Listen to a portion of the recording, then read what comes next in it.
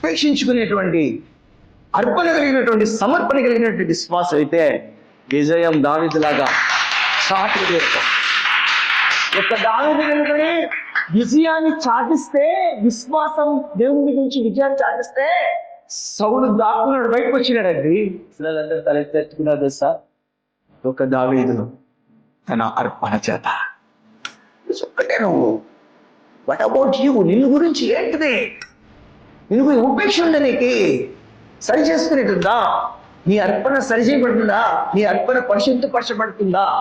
నువ్వు సరిగ్గా లేకుండా, నీకు సమర్పణ లేకుండా, నీకు ఉపేక్ష లేకుండా, దేవునితో కొనసాగకుండా నీకు జయం అంటే వస్తుంది. ఎవరికి చెప్పండి?